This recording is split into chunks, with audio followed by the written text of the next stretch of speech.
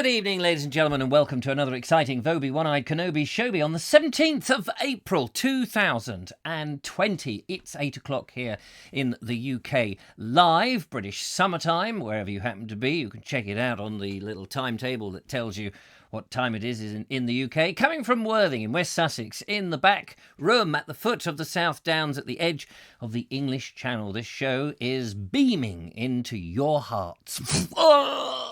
Oh my God, the Vobes! Yes, if you get attack of a Vobes, ring this number immediately. 42198 972 634 7184 stroke A. If you get into the wrong number, then you could have an ambulance that'll take you to a nearest hospital and give you all sorts of treatment, including horrible ventilators and things like that. So, Vobes is in your heart, you're out there in the Vobesphere, you're watching what we commonly call fun. At least that's what we hope it is. And hello to Andy Kendrick, who says, good evening all. Good evening, Andrew Kendrick. Lovely to see you there. Thank you very much for passing in. And Mark Donny McLeod, who says, MasterChef, it's a fix. Of course it's a fix. They're all master chefs, aren't they? That's why it's a fix. If they're all master... What you want is a complete rank amateur. You want somebody who can't cook. Somebody like me who has no idea whether the yeast is alive or dead. But I can tell you, ladies and gentlemen, I can tell you tonight... I can tell you that my woes are over. They're all over. You can put down those violins.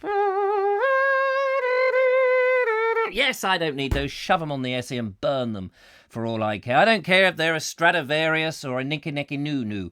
They can go because I have discovered that the yeast, yes, the yeast is dead. Ding dong, the yeast is dead. Diddle-diddle-did. That's what I said. Yes, the yeast is dead.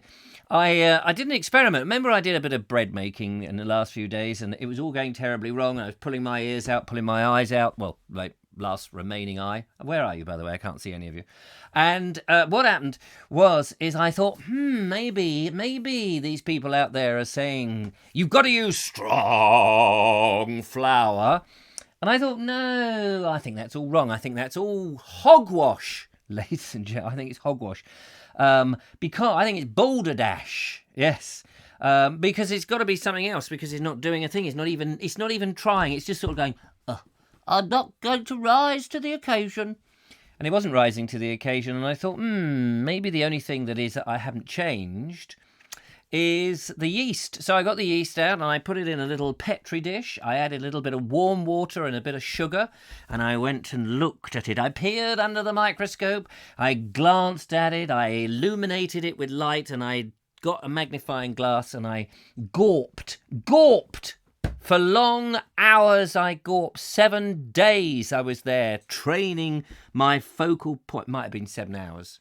Might have been 7 minutes. It might have actually been 7 seconds. But to be honest with you, it did nothing. It just went into a little brown water, sort of a light brown mucky water, like Fuller's Earth is what it was like. So I figured to myself, that yeast is dead. Because I know I've seen yeast that's frothy, man. Really frothy, that sort of starts having a life of its own and crawls around with a big white bushy beard and comes out under the undergrowth. Hello there, in the undergrowth. Yes, like, what's his name, who used to do those programmes in the ecology world, whose name now I've completely forgotten, which has ruined that joke, but never mind.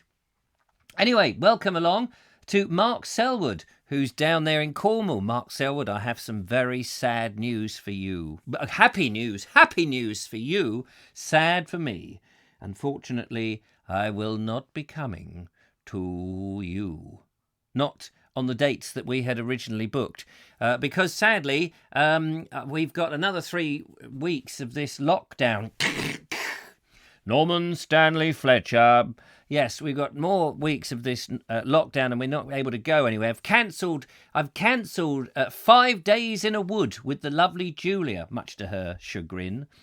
And that's not how you pronounce it, by the way, I've been told. I've been saying chagrin completely wrong for years, but I'm not going to change my ways. Why should I? Why should I change my ways? I am a strange man. So yeah, 5 days in 5 woods. We've had to knock that on the head. In fact, all the trees have been chopped down. They're on their way here. And I'm going to burn them in the Essie in one long, great, big fire and pollute the atmosphere. After all, we've had far too much clean air for our own good. Indeed. So that's been cancelled, and then within these 3 weeks I was supposed to go to Cornwall. That's all been cancelled, so it's all very sad. But never mind. I will be back. I will be down there. Leslie Couch says good evening to you. Ray Ballinger, good evening to you. Mystic Hair, how are you? Mystic Hair. And is your hair still there? Mine went. Mine is very mystic. Nobody knows where it went. The lovely Julia says, Ed, you missed your bar. Yes, exactly. Jeff Kellerson is out there. He says, it's not like you don't have a microscope. No, exactly. It's not like I don't have one, and it's sitting over there waiting to be used. I should have taken some photographs of it and taken that out. We were going to be using that in our 5 days in the wood. That's what it was all primed up, ready for. But no, thank you. No. Emily Champion is there. She's cancelled life. Oh, blimey. And Hudson Odio says, hello, you lovely people. Hello, lovely people. Hello to you, Mr. Odio. Kevin All. Hey there, Ricky. Mystic Hair says, yep, life is on hold for a while. Mark Donny McLeod says, you didn't get where you are today by not changing how you say chagrin. Exactly. I don't care who tells you how to pronounce these words, but I'm keeping up with it. Mark Selwer says, I knew that was going to happen. With you cancelling, falling out of love with me, the corona excuses. Oh, Mark, I tell you what, I'm in love with another. I'm in luck with another. Another Cornish man down there who's got his Cornish pasties on each leg. And he takes me to all sorts of, like, Cairnbrea. He takes me to lovely places like Mousel, Richard. Mousel. Yes, they're the sort of places he takes me. Now, in tonight's show, ladies and gentlemen, we've got more videos. Of course, we've got more videos. Going to try and keep the show a little bit shorter tonight. We sort of went on a bit, and I was getting late nights, couldn't get up in the morning. The next thing I know, it's midday. I've not done anything, and people expect me to go and fight the invaders. Yes, that's what they expect me. The ants in my pants, with my 1 part vinegar and 2 parts water. Get out of here, you swines. I have been attacking the ants. That's a truism, if ever I heard one.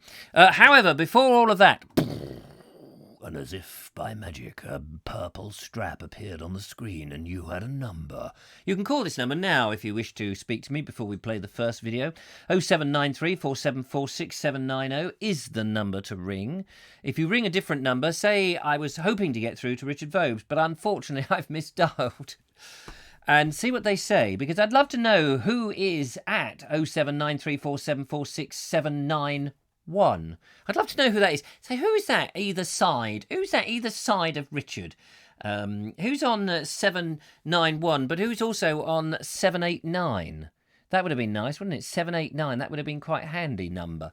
I wonder how many missed calls actually have gone through there already. Hello, is that Richard Vobes show? Is it Vobesy? Hello, Vobesy. All right. No, I'm sorry, this is a branch of solicitors who are very, very pompous and very, very expensive. Just the very fact that you've rung us is going to cost you an arm and a leg. You can't! I've already had my arms and my legs removed! I've only got a head! I'm just a head in a bowl! Which is an unusual thing because he's got to be holding the phone to his head. Or somebody else must have dialed the number on his behalf. Maybe he did it with his nose. Who knows? Love, we got Ranjit Patel. He says, I like this show. You're a funny man. I like you, Ranjit Patel. I like you very much. You are honest. That's what you are. You are honest, and the truth shines from you like a light, which is really good. The bromance is over, says Emily Champion. That's very true. And Mark Selwyn says, don't encourage him, Ranjit. Don't encourage him. No, Ranjit is right. Monsieur Lapatel. He knows. He knows what he's talking about. Lara H, hello to you. Dean Cooper, I would try it for you. Well, you would try what for you? That's what I'm worried about.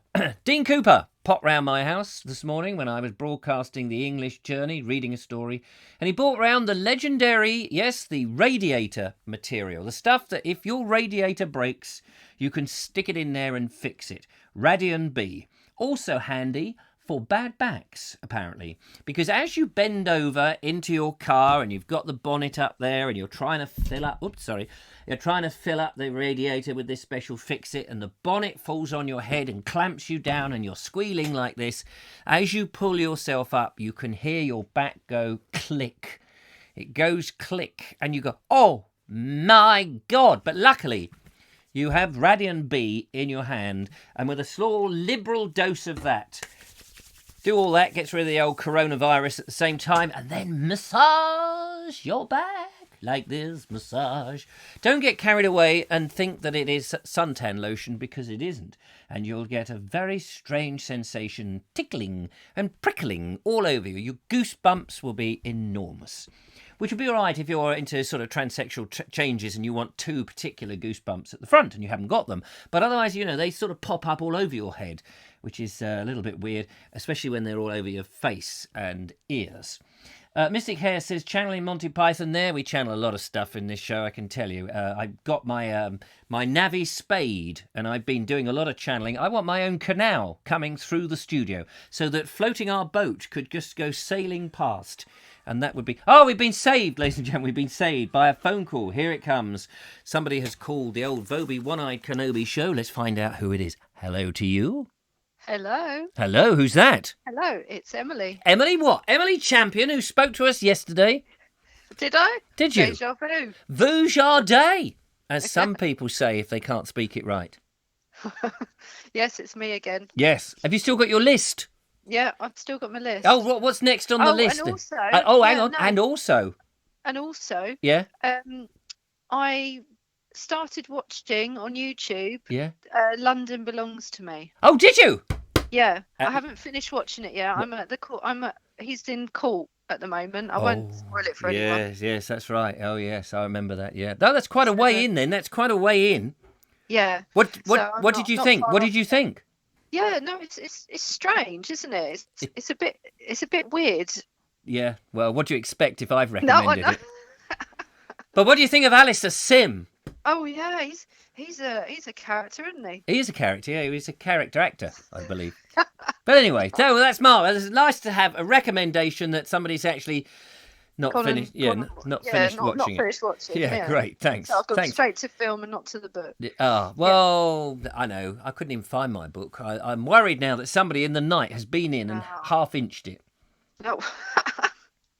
Oh dear. Right. So, go on then. Right. So what was I going to say? I've no idea. Okay. So you were saying about the fact that you want to get a boat. Yeah. Now you also want to get a camper van. Yeah. Now here are the choices. Okay. So yeah. If you had to choose one, boat, camper van, or a log cabin in the woods, which one would you choose? A boat, a camper van, or a log cabin? Log cabin in the woods. A boat, a camper van, or a log cabin. Well, it depends. I mean, what you mean as a gift? Someone was giving to me, or I would be purchasing? Yeah. If it was a gift. I think if it was a gift, I would have the canal boat, because that would be the most expensive and would be the thing that I would probably not be able to afford. Whereas a camper van, one may be able to sort of get a cardboard box and sleep in it at night somewhere. Okay. What, draw wheels on it and stuff? Yeah, I used to do that as a kid. I don't see why I can't do that as a grown adult. I myself have been in a box in my garden this week. Have you? I have. We had a very large delivery. Oh. And I put the box out in the garden for the girls to go in, and they went in there for a little bit, and then I thought, you know what, I'm going to get in it myself. Do it yourself funerals, eh? Yeah. Nice. Yeah. Like it. Save on money. Yeah, why not? And there's me thinking I live in a strange world, and then there's you living in a stranger world. But anyway, in a box. So yeah, that was so the answer to that question was a so the boat. Yeah, right, a boat. So canal boat, a narrow boat. Yeah. So if you then had to buy one of them. Oh, well, if I had to buy which one would it be? Well, it depends how flush I'm feeling. If I'm feeling flush, I think a nice narrow boat would be good. But in the short term, I'd buy a camper van. Yeah. Is that all right? Is that the right answer? No, that's fine. Is there a prize? Is there a prize? What, you want me to say? Yeah, well done. I've Well, I given you don't a know. camper van. What I was hoping is that you would have played in all that tense music like they have on Yeah. Who Wants to Be a I haven't got Billionaire. What, and cough? And then I need cough to at the cough. right answer, and I would go, yes, Major, that's the one, yes, a camper van. Yeah. Well, unfortunately, no. Oh, okay, fair dues. What's the next one then on your list, Well, magic list? Now I was thinking on the Bald Explorer group. Yes. I mean, forgive me if someone's already come up with this. I was thinking maybe we should have theme days. Nice. Theme days where we say, okay, we want pictures that are of a certain colour or a shape that we have to find. Right. In the environment. Yeah. Or a certain kind of, well, something in the past, something from history. And then see as a what do you call it, as a bit like not a competition. No. But just as when people go out for their daily walks, they've got to look for that and take a picture of it. Like, so say for instance the theme was red. Okay, someone could take a picture of a letterbox or something, but that's a very good one. I've given that one away. I would never have thought of a letterbox, exactly. or a telephone box, an old K6 telephone. I would never have struck me. I mean, couldn't we make it more interesting? Like, say, when you go out for a walk, and you've got the theme is crocodiles. Yeah, well, animals. Yeah. Well, I was being more specific, the crocodiles. If you don't take a picture of a crocodile, you can't put a picture on the group at all. In fact, you're banned. If you can't so we'll have a lot of Australians probably doing that. Well, yeah, you could do. Yeah, probably not a good idea, is it? I don't know any crocodiles around here. Do you not? No, I don't. There's a lot of escaped terrapins the size of dinner plates. Well, they put them in ponds, don't they? Yeah, they do put them in ponds. And they put terrapins in there as well. And crocodiles. I'm sure they put crocodiles in there. Get down! Oh. Sorry, there's a crocodile in the studio. I went past a pond the other day and my girls asked me if there was a crocodile in it. There you are, you see? They know. Kids know all these things. They've seen them. Yeah. Crocodiles are very good at hiding in different countries where they're not normally expected. And what you need is one of those cages like they have in Florida. I'm very cagey. Me. Very cagey. Right, yeah, that's an idea. That's a good idea. Maybe we should float it to the SMT. Yeah. Send it on. Send there. it up. Yeah. So I've send it up the chain. Yeah. You know, like in the supermarket where they put it in one of those little canisters, and it gets sucked up in the tube. They don't do that anymore, do they? Yeah, they do. Do they still have those? Yeah, they do. It's gone up to management. Hope you always hope that when those things go up the tube, that management isn't sitting on the loo at the time. Woo! We've just had a message. Hang on a moment. Well, they wouldn't need Dino Rod, would they? Certainly wouldn't need Dino Rod. No, absolutely. Anyway, so what else is on your list? Well, I'm just looking on the comments. Someone's put, well, Ricky Bryan's just put, do we get dressed up for the theme? Well, I don't know. We could do. Well, I suppose. Yeah, but wait. Hang on a minute. We're could dress up as a crocodile. Just hang on 1 second. This is the Vobes show, which has nothing to do with the Bald Explorer, other than that. Oh, I'm sorry. And also, I haven't got an also. But if there was an also, it would be that point that I would have mentioned it. Yeah. Yeah. I agree with that point that you would have made. Yeah. I think we have to be a bit careful how we take the theming and all that on a serious note with the group, because it can alienate people. Well, you don't want. And I don't mind if they take pictures of aliens, but we don't want too many of them. No, of course.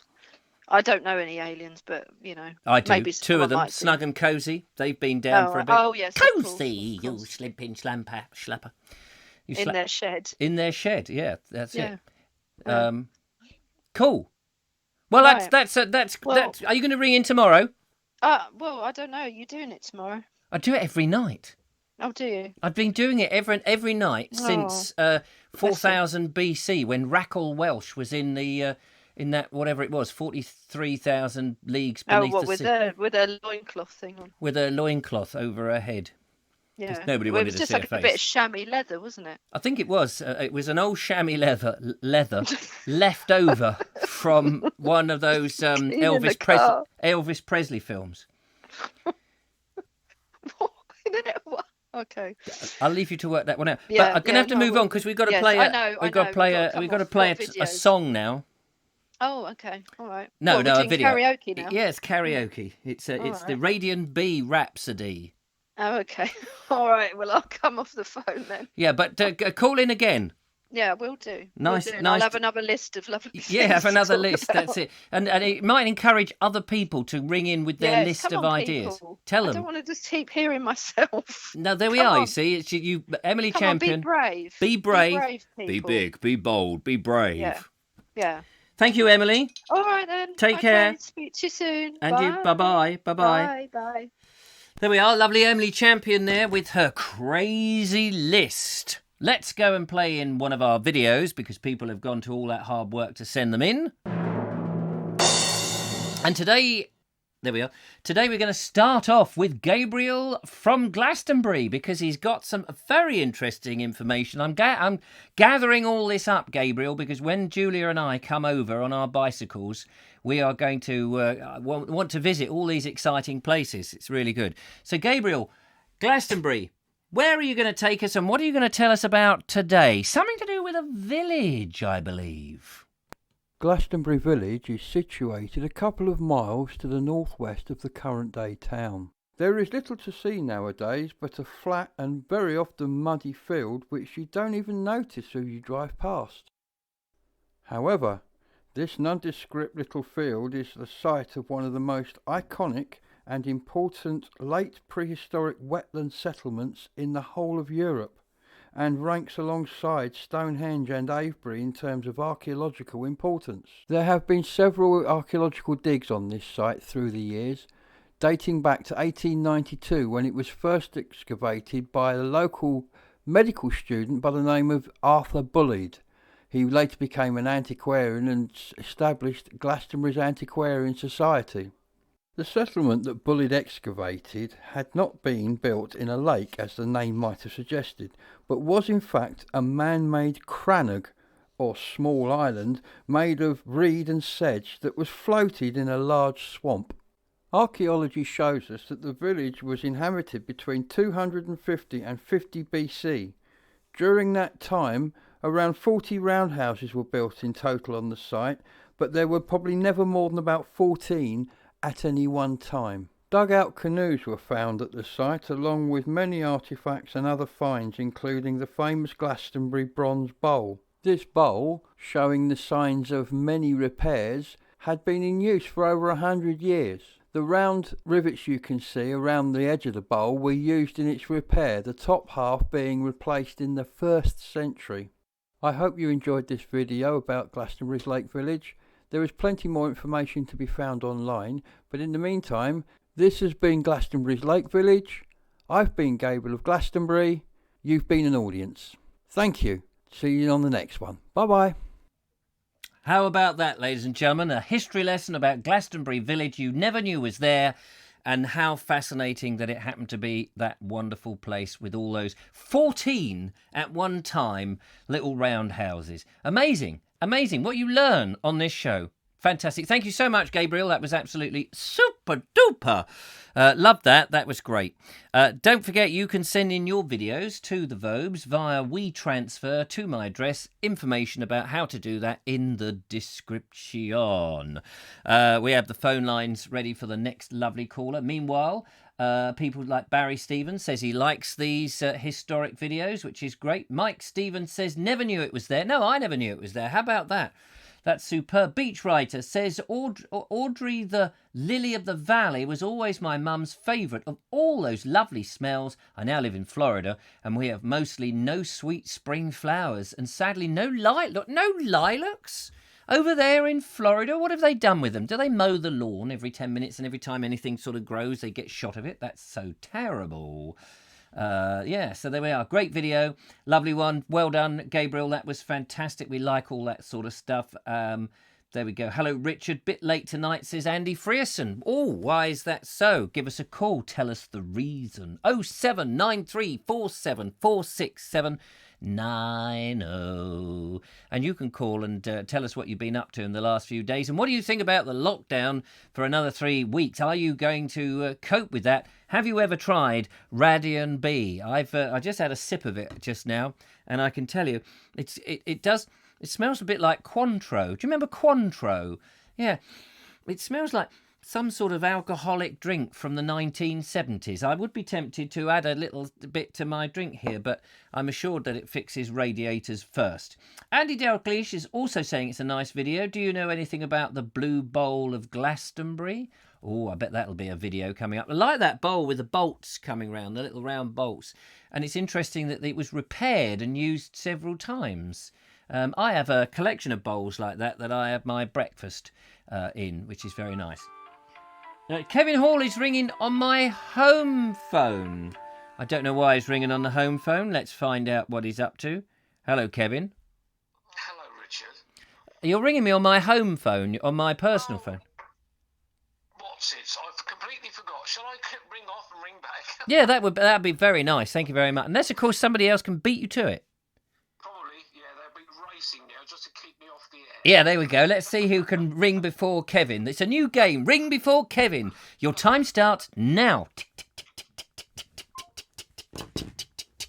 Kevin, you see, happens to have my own personal number and does like to irritate me by ringing me up at the most inconvenient hours, like between 9 and 5 in the daytime, when I'm trying to avoid him.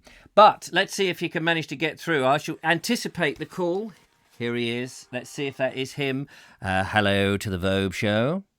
I got there. You got there first, yes. And everybody else is they're not very brave, are they? They're not bold, as Emily Champion said. No, exactly right. But yeah. you are as bold as brass. And I was messing about, rushing, trying to get to the right number, and I was fingers and thumbs everywhere, Richard. Fingers and thumbs. Fingers and thumbs. Yeah, sorry about that. It's a good job I had the phone in here, because you could have been ringing, if I'd have had it on charge in the other room, you could have been ringing for hours. Oh, well, yeah, what a numpty, aren't I? What a numpty. Anyway, what did you want? What have you come to annoy me about? Oh, nothing at all, Richard, really. Oh, good. Well, bye-bye. As I hadn't spoken to you for such a long time. I know.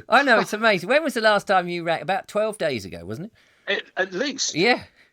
It's got to be at least that. Someone was mentioning about, you're on about the smell of flowers and things like that. Yes. And whenever I'm walking along the street, if I smell lilac, it always takes me back to where I used to live with my parents, because we had around our garden. Mothballs, yeah, we had them as well. But didn't mothballs always smell of lilac or dead lilac or something? I always remember, mothballs had a certain musty, mothbally smell, like dead moths. Anyway, sorry, I interrupted you.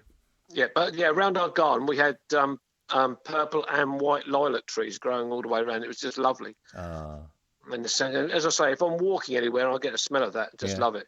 Love it. And hyacinths as well. I love the smell of hyacinths. Yes, and buckets. And buckets, hyacinth bucket. Yeah. Well, what have you been up to today? Where have you been? Because we know that you've probably been round the Antarctic by now and seen all the emperor penguins and patted them on the head and all that, because you're a great walker and everything.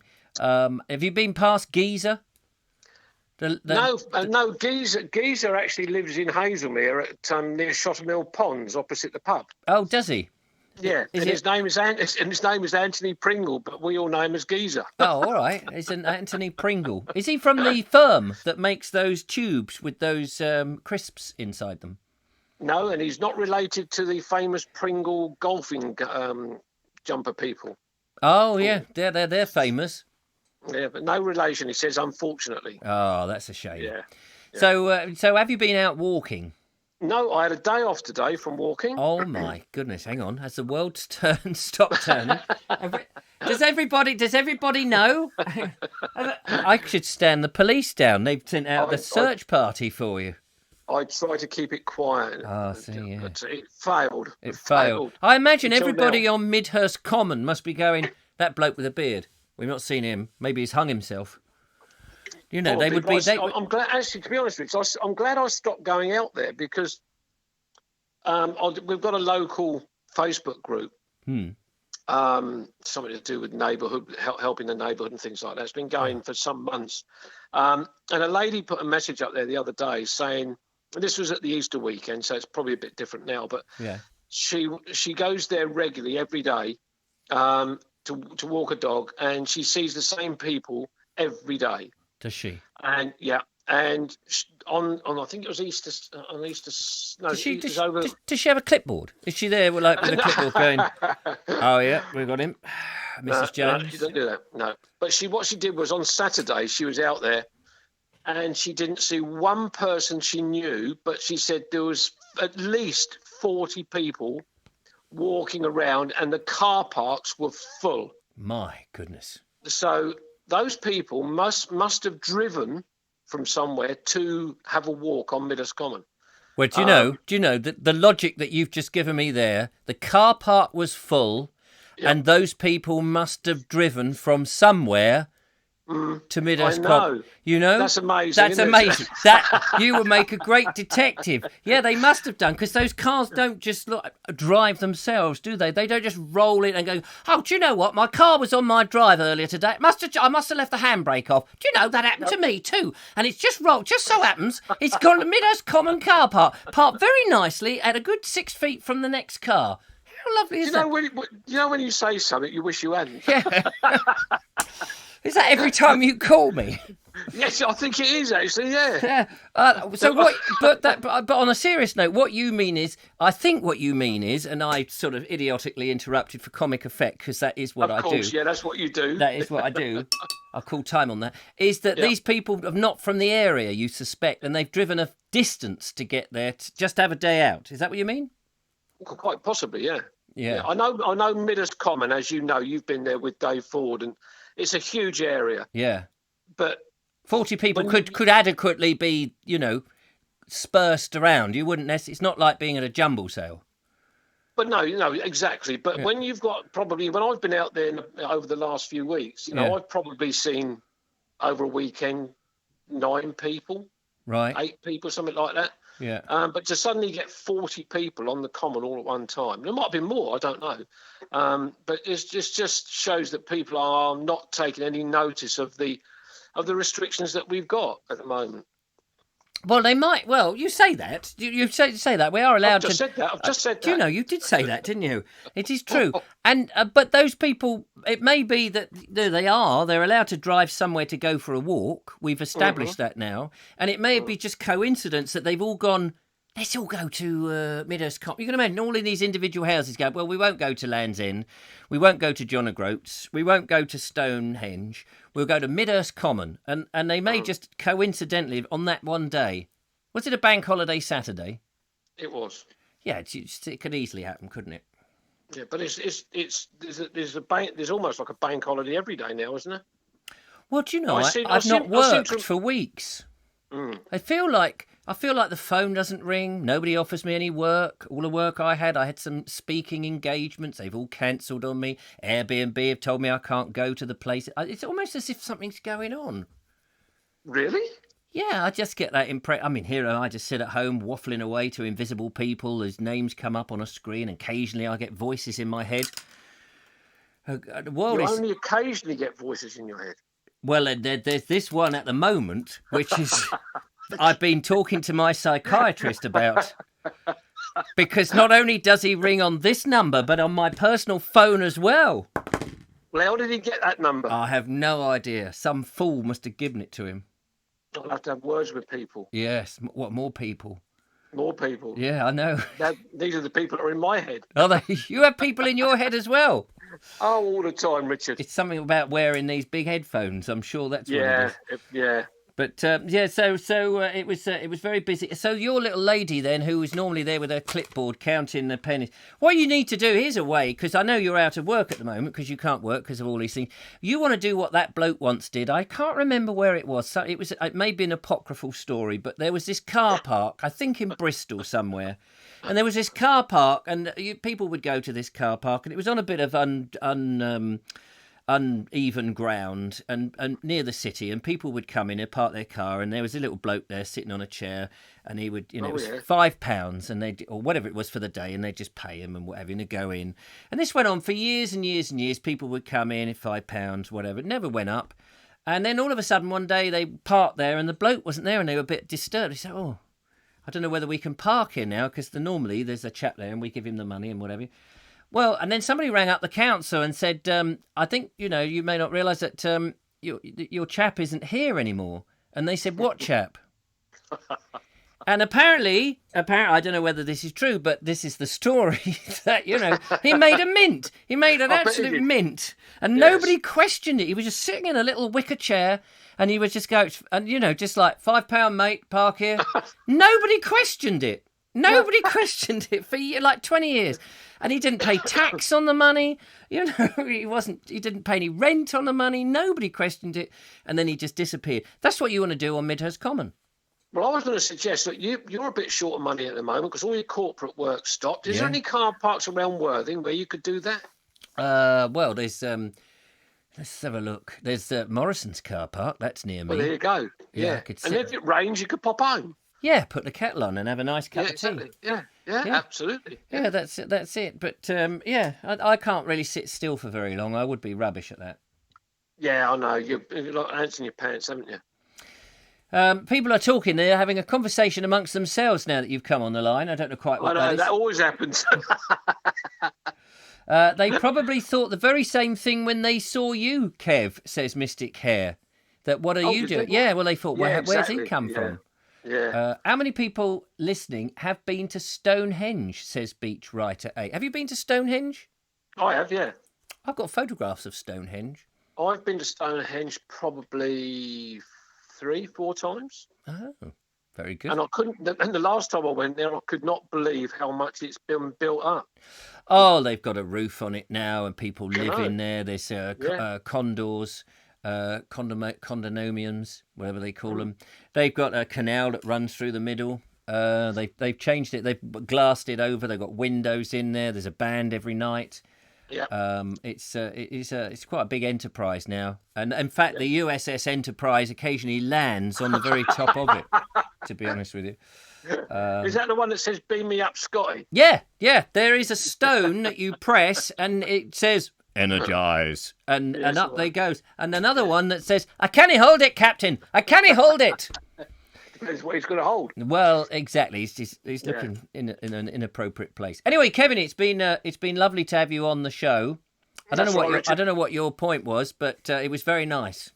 Well, just to have a chat, really. Oh yeah, that's true. No particular point, just to help you pass the time away. Would you do me a favour and just encourage other people to call in? Come on, everybody. Let's call. Can you call in to the Vobes, please? Philip Hammond. How about giving him a ring? Or David Keel, Fiona Cooper, Glenn Johnson. Ring Mr. Vobes, please. Nigel Sadler, it's your turn. Yes, there we are. Fantastic. Lara, ring in again, please. Ring in. There we are. But after the next video, because we're going to play in a video, and then the phone line will open up again. That's it. Very good. Cheers, Richard. Take care, Kevin. Lovely to talk to you. Take care. Bye-bye. Bye-bye, everybody. Bye-bye. Bye-bye. There we are. He's had a day off from walking. He's had a day off. My goodness. We can stand the army down. Let's go in the video box. And Wendy Lowry, lovely Wendy Lowry. Oh, this is charming, ladies and gentlemen. This is very charming. She's gone out to a place that we've seen her in before, but on this occasion, she's been out there with her chainsaw and an axe and a little bit of a chisel, I think, and she's been putting up all over the place something most adorable. Hello, Richard. Hello, everyone. Wendy here. Back in my usual haunt of the old Swinford churchyard, spending quite a bit of time walking around here during my permitted exercise time at the moment. So I just thought I'd just show you an overall view. It's quite a large churchyard, but this is what I've come to show you specifically. I found some carved animals. There's a hedgehog. Now it's not on a grave, it's just on a little tree stump. So I don't know how long this has been here, or who did it, or why. But it's something a little bit different. And then if we go up here, there's a dog on the top of this tree trunk. Very cleverly done, whoever has done this. But I wonder why they did it. So that's something different, isn't it? You don't see it in every churchyard. So we'll just go round here, because there's one more I want to show you over here.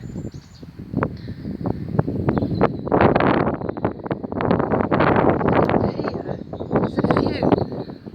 There's a snowman, and there's a reindeer at the back there. You can see the antlers, and there's a rabbit. Here, I'll show you from the side. There's the rabbit. There's the reindeer behind the snowman. Very, very windy today, as you can see by the trees.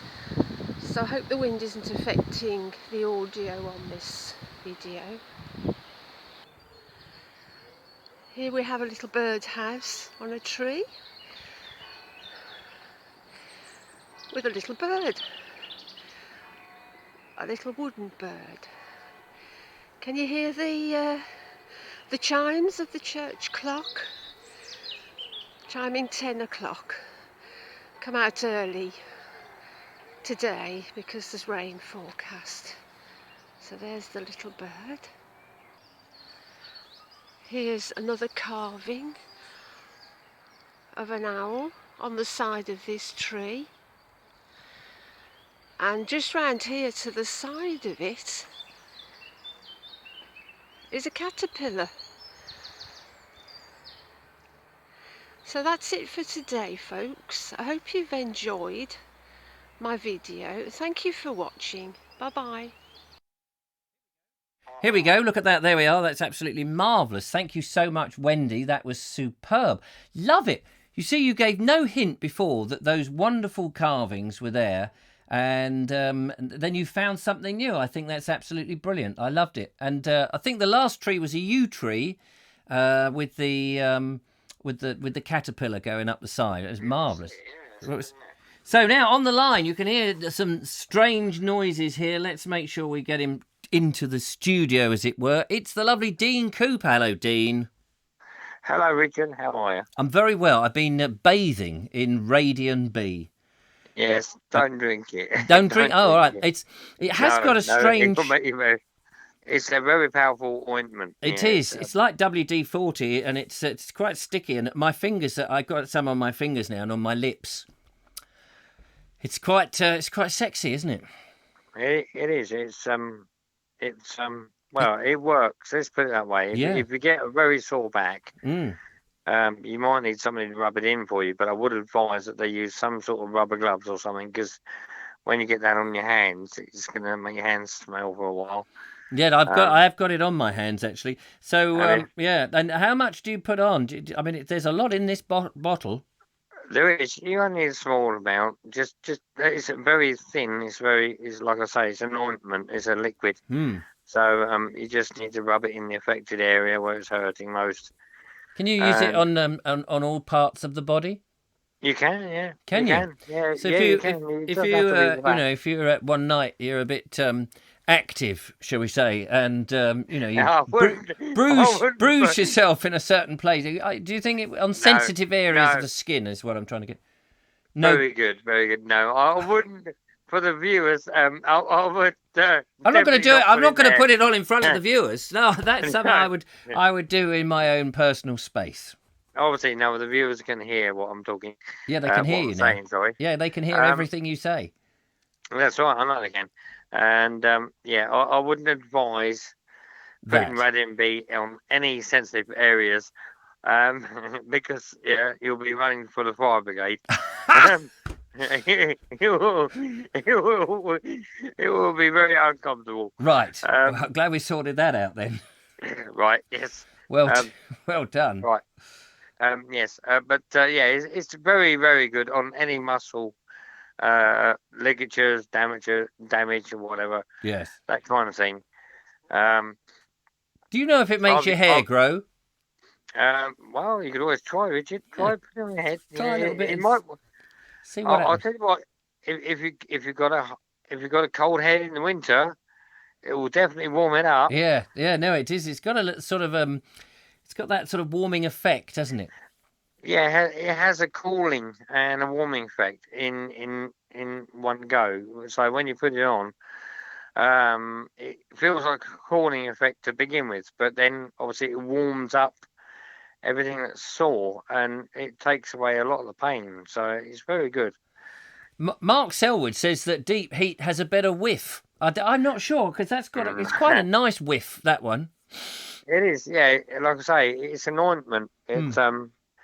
It's probably Radium B is probably an ointment that they probably would have used many moons ago. In the military. Actually, probably in the military, but they've obviously reintroduced it into obviously a name product. Yeah. For the latter years, kind of thing. Yes, I mean, if this works as powerfully as you say, and this is Radian B, I'd like to know how powerful Radian A is. I don't think there's a Radian A, Richard. Is there not? No, I've never found one. No, that would have been the prototype, no doubt. Anyway, you said in the description there, you said that you were ringing on behalf of Fiona. That's right. Yes. I pestered her just now, and she said, "I will not ring you up." I said, "Why not?" Yeah, why not? And she said, "I'm not ringing him." And I said, "Well, okay, I'll do it on your behalf then." So can you do her voice? Can I do her voice? Hang on a minute. Hang on. Okay, say hello, Fiona. Hello, everybody. Hey! There we are, the lovely Fiona. How are you? How are you? I'm fine, thank you. Enjoy my wine. Wait a minute, are you on an extension? No, she's not. She's listening. Oh, that's marvellous. You're enjoying your wine. What are you drinking? What wine are you drinking tonight, Fiona? Barefoot. Barefoot? Yeah. Oh, I can hear myself in the background. What is it? Oh, I don't know. You got it for me. What's... Oh, it's a pink barefoot. It's a white Zampidel. Zam what? Zampidel. Oh, Zampidel. That sounds very nice. Is it a dry? Yeah. Is it a dry white or is it a sweet red? Zimfrandel. I don't know Zimfrandel. I don't know wine. What colour is it? It's a pink one. Oh, a pink one. Is it? Yeah, it's a pink one. Is it the same colour as Radiant B by any chance? No, that's orange in it. I think. I don't know. I came out rather swiftly when I opened the bottle earlier. Is that are you sozzled, Fiona? Are you sozzled? No. No. Oh, that's all right then. And I can hear you've got the telly on in the background. What are you watching? Something good? Only you. Oh, only you. On her phone. I've turned my computer down. Oh, I see. That's fine. So what have you been up to today then, Fiona? What have you been up to today? What have I been up to? No, I asked that not question. Much. Trying to get George up to get to his dad's. Oh, yeah. So George. So this is George lives with you, and also he stays at his dad's as well. Yes, he lives with me Monday to Friday, and then he goes to his dad's Friday to Sunday. Yeah. And Boris allowed that. So good old Boris. Yeah, he's I think that was the last words he said when he went into hospital at in London, didn't he? He went, "Oh God, I got coronavirus! Puff, puff! Oh, but it's all right. George can go to his dad's." And off he went. Yeah, it's even written on the letter. Yeah. That's all right. So is George at his dad's now? Yeah, he's at his dad's. No internet, no Wi-Fi. That's handy, isn't it? It can't pester you on Zoom. No. And his dad can't sort of have a moan about anything. Well, we got on quite well actually. We're quite, the kids. Even though we even though we divorced, we still talk, and he can have the kids when he wants. You can't have them quick enough. Is that what you're saying? You can have the kids. Yeah, you can have them anytime you have them now. Go on, have them. 10 minutes of peace and quiet will be lovely. Is it hard? You've got how many kids have you got when they're all together? 3. 3, and 2 of them are quite young, aren't they? Only Bradley's 6, Alfie's 11, and George is 14. Okay, so they're all they're all at different ages. Obviously, they're all at different ages, but they're quite a handful. Yes and no. Yes, I mean, well, obviously, when you've drugged them, they're not so bad.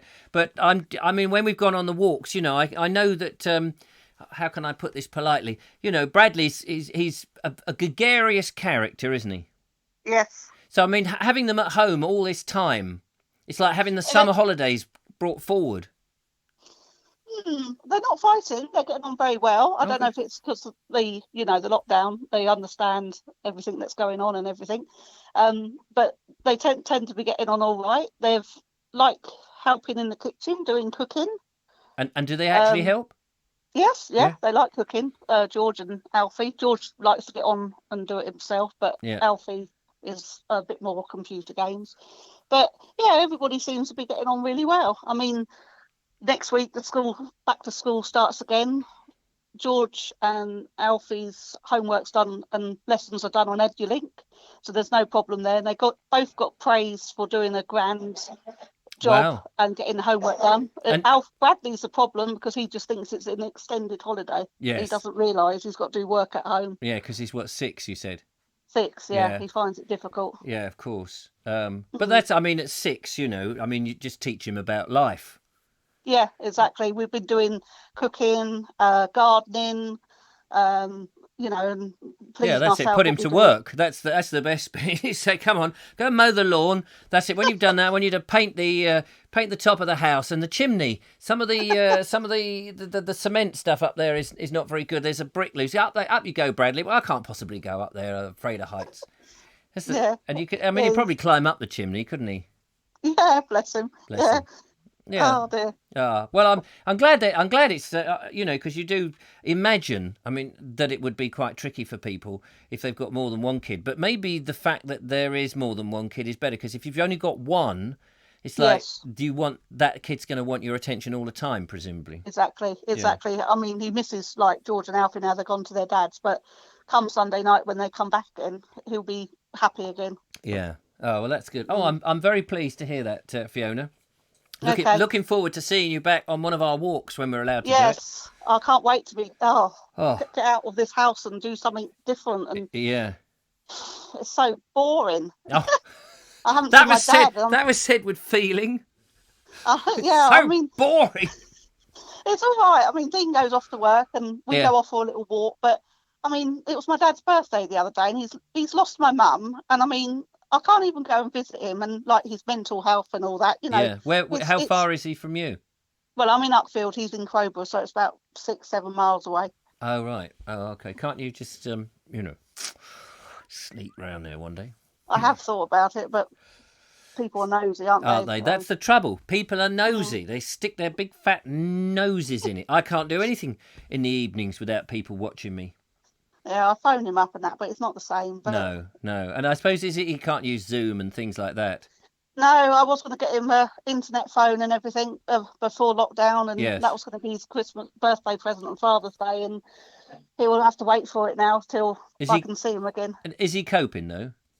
Yes, he is. It's funny enough, he's got a new telly with YouTube built in, and before the lockdown, I put your shows in and Richard Vobes, and he's been watching it. Oh, right. And he's been repeating things back to me that I've said on the show. Yes. Oh, right. Like, Dean doesn't like his dinner warmed up. I said, how do you think that? He said, I've been watching Richard Vobes. Well, there we are. Well, what's his name? Peter Russell. Peter.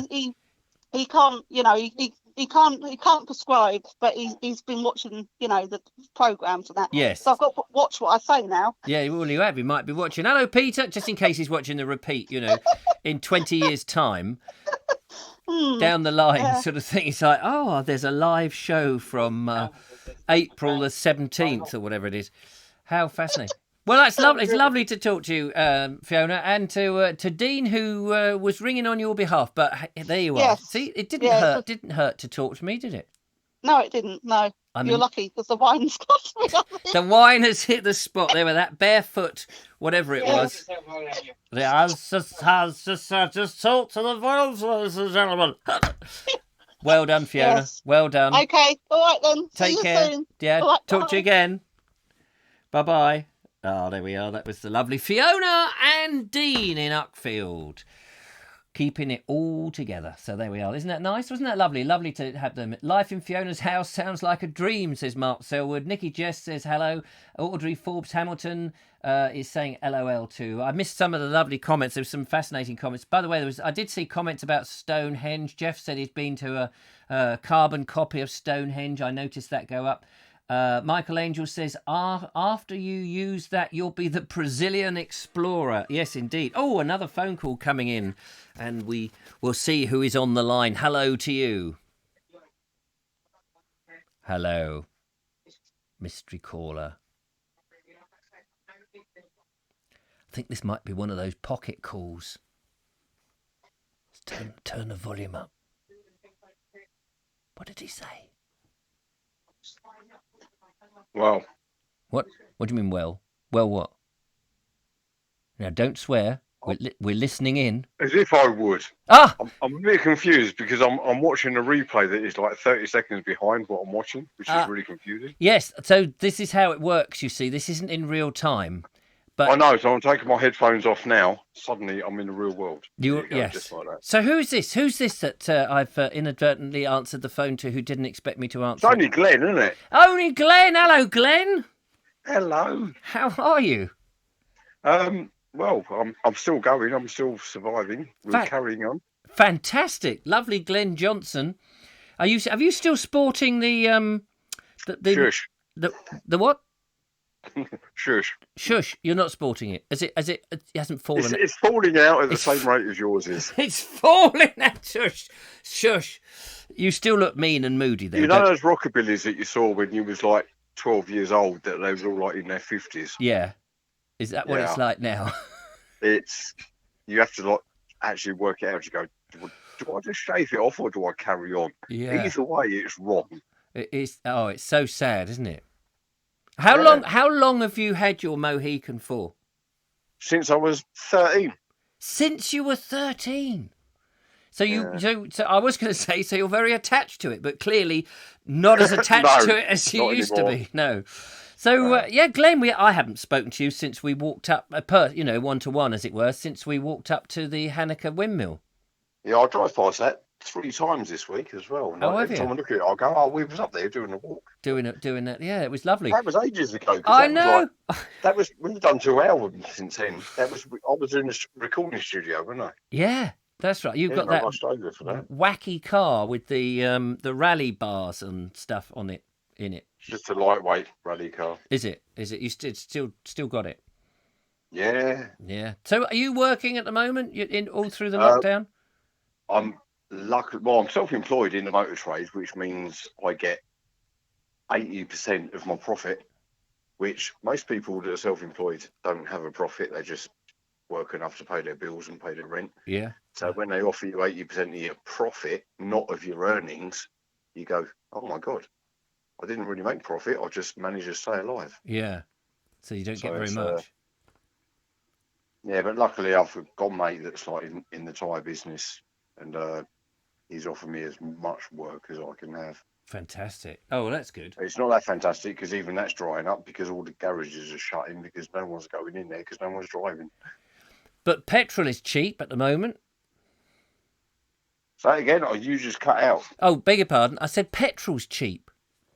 Yeah, I know that is. If you can afford to buy it, that's great. Well, I suppose it's pro rata, isn't it? It's all in comparison. It's cheap. It's cheaper than it was, but if you're not earning money, it's still expensive. Yeah. Exactly. Yeah. Yeah. That's the thing. So have you? Well, I was going to say, have you been out? Because we're so used to you on the group exploring some fascinating and interesting things. Well, I'm still doing that, and I'm still doing some stuff, but it's just like I don't seem to be sort of going past my 120-mile radius. So most places I go past, I go, well, I've already filmed that. Yeah. Oh, I filmed that before. You did some very interesting places up in Kent, didn't you? Round what's it called? Rooklever Castle area. Oh, the older settlement. Yeah. Yeah. No, I've got really interesting stuff in that. I beg your pardon. I'm sure it's all very interesting. I've got one. I've been meaning to put up for about 6 months, but every time I go to post it, I go, "This is so boring." But really, it's like I live right on the ridge, don't I? Next to the forest. Yes. Which all the streams that go to the south basically go to the channel, and all the streams that go to the north go to the Thames. And I found one field where it's got two streams and they both disappear different directions. And I've made this video where I throw a matchstick in and then I walk over the other side of the field and I throw a matchstick in. And I'll just go, I can't post that, that's so boring. But I like that sort of stuff. And what, you can trace where the matchboxes go? One goes in one direction, one goes in the other direction? Yeah. For no apparent reason. It's one field. And some of it goes north to London and into the sort of North Sea. And if you walk across the other side of the field and throw a matchstick in there, it goes south. It comes out. Yeah, it comes out in the channel. It must be on it must be on some sort of like top of a dome or something, so that it's like which side. It's right next to where you grew up. What, in Liss? No, North Horsham. Oh, North Horsham. Oh, yeah. Yeah, you know where the castle was that we found that we wasn't allowed to find. Yeah, well, that's the thing. I got a bone to pick with you there because you went up there and you filmed all that and it was great. I go up there and film it, then I've got the owner coming down on me like a ton of bricks going, "You're a naughty boy, you shouldn't be walking on our land." But I completely ignored her and she went away. Well, what I did was wear camouflage clothes and just walk in through woods from the north quietly. Just go in that if I disturb anything, no one's going to see it. No. Because if you don't damage someone's property, they don't know you've been there. No, that's right. Unless you film it and put it on the internet for the world to see. Yeah, which I didn't do. I put it on someone else's internet. Yeah, that's true. Which I thought was a sensible option. Well, it was right, because you put it in the private group that nobody else outside the group would have seen it. Whereas, of course, I just plastered it on YouTube and everywhere else, which is what I tend to do. My life is an open book. And that is quite crazy, though, because you think that they're not making any more land, are they? No. There's only so much land that you can walk on. Yes. And how the hell can they take that away from you? Exactly. I mean, the only way it was their land in the first place is because someone went and had a fight over it. That's right. It's like, how's this land yours? Unless we can physically fight and win the battle, then it's everyone's land. Everyone's got a right to fight for the land, haven't they? And you make a very good point there that they're not making more land for us to walk on, but actually what they are doing is they're taking that land away with us every time they build on it. So the areas that we can walk on are shrinking and shrinking and shrinking, and they're not sort of going, well, for every acre of land, we'll put another acre of land somewhere. Every acre we take away, we'll put another acre. You're not allowed to walk on the acre of land. You're allowed to walk on the 3-foot wide bridle path or footpath, which is a public right. Yes. Which we're going to lose soon unless you carry on and walk on them and make a point of making it. Yes, that's right. Absolutely. Well, there won't be that much space to walk on soon by the time they've built all over it. But anyway. I'm sure they won't build over all of it, You've only got to stand on the South Downs and look at what used to be forest and just go, oh, well, that's fields, that's also fields.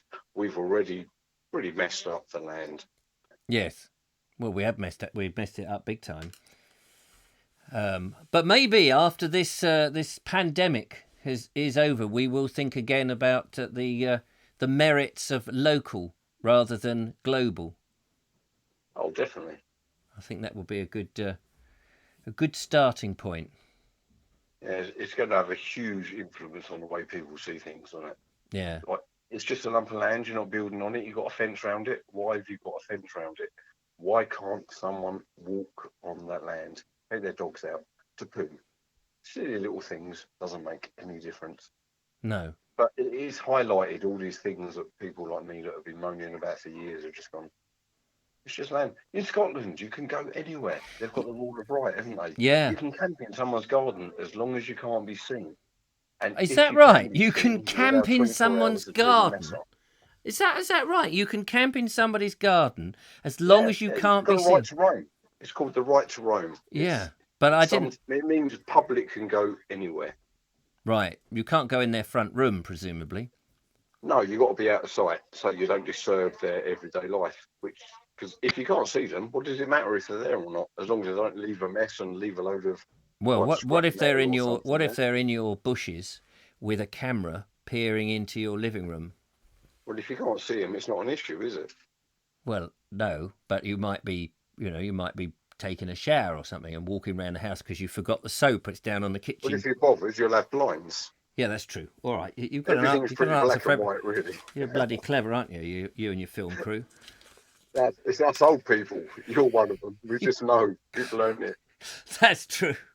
Glenn, it's a joy to talk to you. Thank you so much for ringing the show. It only took 6 attempts because Kevin just goes, I want the phone. I want the phone. I want the phone. Sorry, Kev. Kevin's got the speed dial now, you see. He's got the number on speed dial. Yeah, I'm standing on the stairs so I can get a signal. Oh, so I can't see the screen or nothing. Oh, bless you. Make sure you post the video with the 2 matchsticks. We're desperate to see that now. You've highlighted it that the whole world will be joining the group to go, we've got to see Glenn. I've got a better video that I'm going to do next week because I've been sort of obviously pretty quiet and in the same sort of area, but I found a Grade 2 listed house. It was burnt down and they didn't have insurance because they inherited the house. And they're making their own Watland all panels. And I've been in there, spoke to them, chatted to them, got permission to film it. It's great. I love it. Fantastic. I just wanted to make sure that I do it right because, as you know, I love those old buildings and all that old sort of medieval stuff. Yeah. And to see one in raw that is ripped down to its oak frame that has been burnt and they've scraped off all the burnt oak and they've gone, that beam is strong enough to last another 500 years. Amazing. I've just gone in there and filmed it, and it's just like, I love that. Fantastic. Well done. Look forward to that, Glenn. Cool. Right, I'm going to get off the stairs and go back to the computer so I can see your show. Oh, what a lovely man. You look after yourself. And you. Take care, and thanks for ringing in. I'll see you later. Bye. Bye-bye. There we are, the inimitable Glenn Johnson with his half Mohican. And how marvellous. Thank you, Glenn, for ringing. It's always lovely when we get somebody different ringing. You know, the usual callers are always welcome, but it's always lovely when somebody different rings in. We'll have a look at the comments in a minute, but we need to fly in another video from one of our lovely people.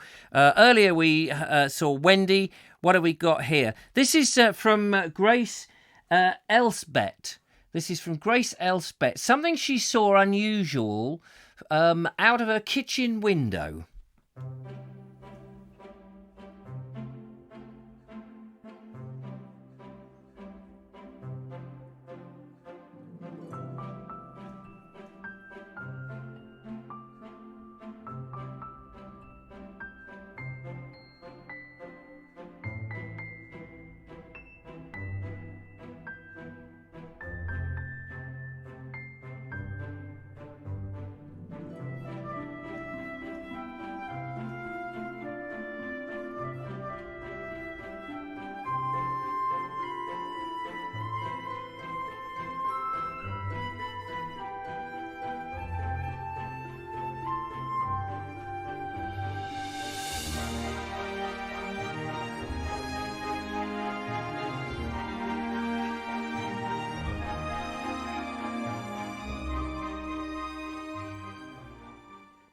How about that?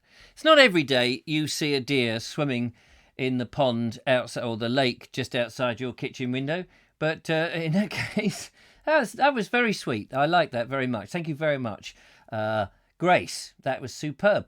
Lots of hello to Glenn, welcoming Glenn. A lot of people who are in the Bald Explorer Facebook group know Glenn from the videos that he posted. I'm aware this is obviously the Vobes show, and so there will be people possibly listening who do not know all the regular people that post in the Bald Explorer. But you're very welcome to go over to Facebook, look for the Bald Explorer group, and join and be part of the party we do over there with landscape, heritage, and nature. So that's all good. We got 49 likes. Thank you very much for that, for putting up a like. If you're enjoying the show, do give us a thumbs up. Very kind. How are we doing on the time? It's 9:07, isn't it? We've got a couple more videos to play in, but before we go, but I will take one more phone call if anybody wants to give us a tinkle. He says trying to get back to the... I've lost my camera. There it is. If anybody wants to have that quick chance to get in there, but lovely to talk to...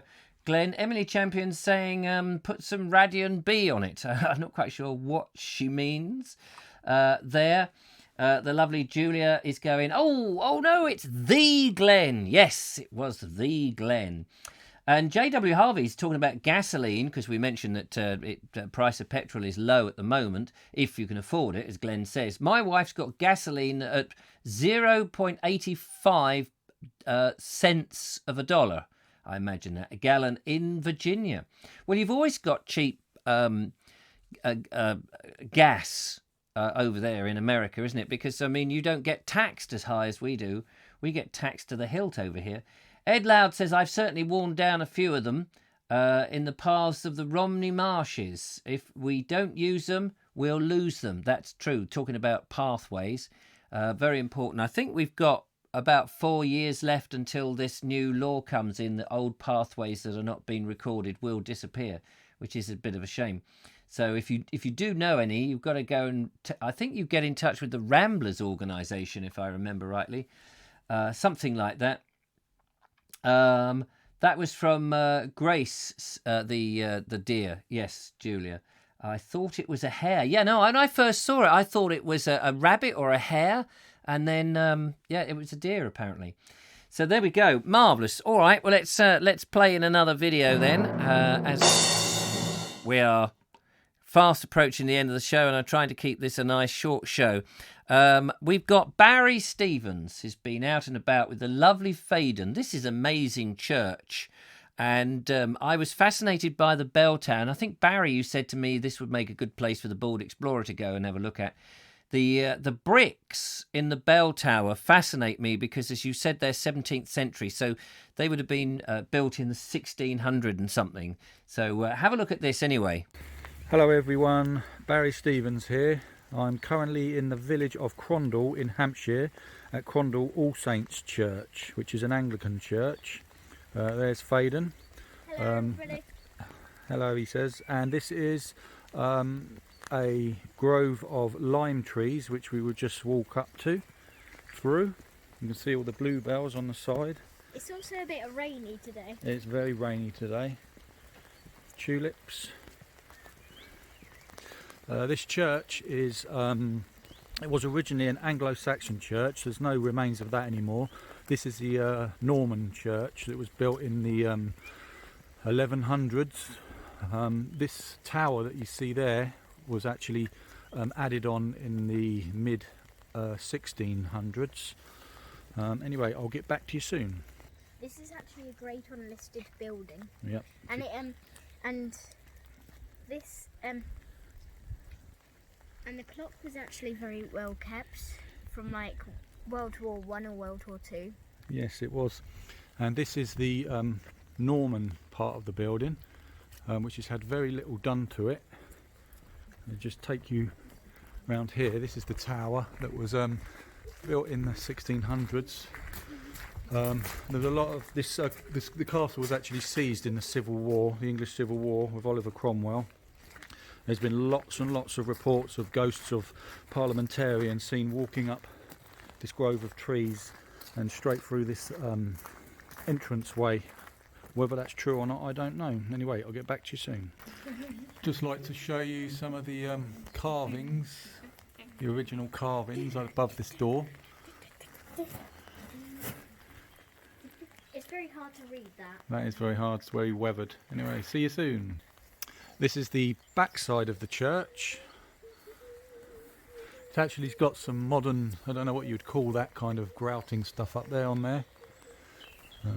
You don't see that very often in churches, I don't think.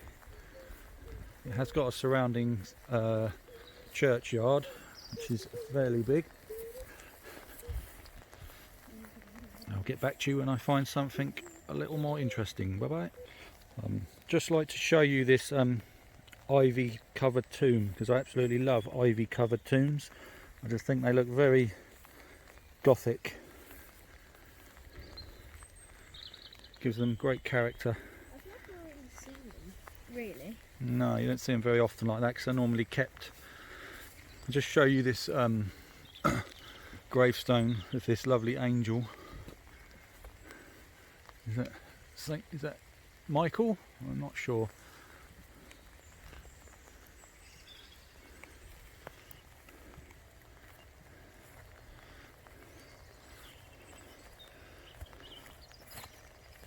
And there is the church tower of the clock. Not sure if that's right. I think it is right, the time. Anyway, I'll get back to you to finish the video in a mo. Just like to finish it here. There's the church, and on this interesting family grave. I've never seen one like this before, and I've never spotted this one before, even though it's been here since the 1920s. I just thought that might be a little bit interesting. Anyway, thank you for watching, and we'll see you later. Bye bye. Goodbye, everybody. How about that then, eh? That's an amazing church and wonderful to see it. But the pebble dash on the top at the back end of the church, that's a bit of a disgrace, isn't it? Who puts pebble dash on a church, really? That was a bit funny. I did laugh when I saw that. But the bricks for me, there are a few of these brick towers from that period. I think that the tower at Lavant, West Lavant, is a brick tower, if my memory serves correctly. I love the fact because those bricks may have been got locally. Presumably the clay there is like that, so they would have just made the bricks probably locally back then in the 1600s, I'm assuming, and made them on site and built that up. And it'd been fascinating to see it. And the tombs, the ivy-covered box tombs, they love those, and as indeed Barry said, mostly you don't see many of those because they tidy them up. But when you see that bit of ivy, yeah, it does sort of take you back to the Hammer House of Horror films, that sort of thing. So yeah, no, I'd love to go and visit. There's some lovely places up there in Hampshire. When Julia and I went over to Hampshire to sort of walk around the hangars and in the area that we were near Petersfield, the other side of Petersfield, and in that area, that we then had to come back because of the lockdown, which ruined the trip for us and the videos that we were hoping to get made. But Hampshire is full of exciting places. I mean, Sussex is as well, of course. There's always interesting places out there. We're so lucky, and I think was it Beach Writer said we're very lucky to have all these, something like that. Mystic Hare asked, is there any Civil War musket balls on the church? That's always interesting, little skirmishes by the churches and things. Connor's Dark Corner says, I always mispronounce ivy as ivory. Yeah, no, definitely ivy, which is it's a lovely creeper, isn't it? Ivy. It seems to have a I don't know. There's a sort of magic quality about it. It can hide a lot of bad things. If you've got it on your house and a little bit of ivy up there, it can be quite decorative. It's sort of like a festoon. There's a good word, festoon, which is great. So there we are, another fine video. Thank you very much, Barry. That's superb. We've only got one more, so I'm going to go straight into the last video of the day, which is from Mike Dixon. I love this video, Mike, if you're out there. He got up really early, as you'll see, to hear the dawn chorus. And I think the colours and the light in this, I know he says it wasn't brilliant, but it's really nice to see this. This is an area that I've filmed in a couple of times myself. But I must try and get myself up nice and early to do one of these because I think it would be great. I'd love to take my bigger cameras and things and spend a bit of time doing it. But Mike's done a really great job. We're going at 5:30 in the morning to the dawn chorus near Wiston.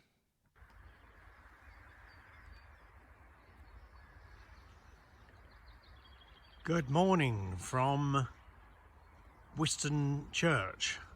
At Bunkton, which is very near Stenning. It's Mike Dixon, and I brought Bella for her morning walk. We came on my bicycle. She's got a dog basket, so we cycled over here for our morning exercise. Pretty early. We left home at 5:30 a.m. We wanted to see the dawn chorus. There's Chanctonbury Ring in front of us and towards the Wiston estate. Seen a load of rabbits, pheasants. I've heard loads and loads of different birds, including dimmock And we've actually heard woodpeckers. Very special up here. Yeah, it's kind of just came for the dawn chorus, and then we're going to cycle home for breakfast. But the views up here are magnificent, and that beautiful sound of the dawn chorus. But it's the sunrise, which you can't really see so well on the actual film, but it's a massive red fireball in front of us in the sky. Very special, and that stimulates the emotion awe, AWE, and that in itself releases a whole load of neurochemicals into the body. A particular one they're interested in, psychologists, is cytokines, which very much help and boost our immune system, acts as a natural anti-inflammatory, and boosts serotonin in our bodies. So experiencing these kind of things has now been found to be extremely important for both our mental and physical health and well-being. So again, we're just panning around again, and then I'll pass you back to Richard. Okay, take care, keep safe, bye. There we are. You can see why that is just so good for one's mental health, isn't it? Getting yourself out in the bed in the dead of night, bleary-eyed, unable to see where you're going, stumbling down the stairs, trying to find the keys to the car or the garage to unlock to get the bike, and then trying to cycle down the road going, oh, I'm half asleep. No, I'm joking, of course. How marvellous to be standing there 5:30 in the morning, nobody else in sight, with the sun rising there, the big orange globe or red globe coming down almost just for you.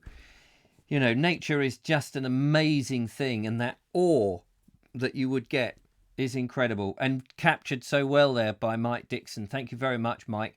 We loved them all. Again, another marvellous set of videos. Thank you so much for sending them in. Superb. Absolutely superb. And thank you for the phone calls as well, for ringing that up. Good to hear from Emily and from Glenn and from Dean and from Kevin. Thank you for ringing in to the show. It's been wonderful. Maybe you want to ring in next time. Don't be scared. We just have a conversation. It's very easy. It's all, you know, try to put you at ease as much as I can. I'm a novice at all of this myself, so there's nothing to worry about. And we'll do it all again tomorrow at 8 o'clock. What day is it tomorrow? Saturday night. So Saturday night. And especially for you, if you've got the virus, we'll do Saturday Night Fever. How about that? That's a bad joke and one in bad taste. But that's me altogether. Anyway, thank you so much for watching. I'm going to end the show there a little bit earlier than normal because I need to have an early night tonight, if that's okay. But thank you for coming along. Wonderful pictures and the videos and all the rest of it. And lovely to see all your wonderful comments. So pleased that you came along. And thank you for all the likes and the thumbs up and all of that. As we are leaving Whiston, a sparrowhawk flew over us, says Mike Dixon. So marvellous. There we are. Look at that. So there we go. I might phone in one day, but I'm very charismatic, says Barry Stevens. That's right. Well, we want charismatic people on this show. It would help me out a great deal because I can never find my charisma. Anyway, that's it. Thank you so much. It's been lovely to do the show yet again. We're going to keep going till lockdown is lifted. We're going to try and not let you down at any time. So don't forget, you can call in and send your videos and all of that. But for now, for today, for tonight, on the 17th of April 2020, from me, Richard Vobes, and to you out there in the Vobosphere, take care, look after yourself, stay safe, wash your hands, and pull the chain. And bye-bye for now. Bye-bye. Bye-bye.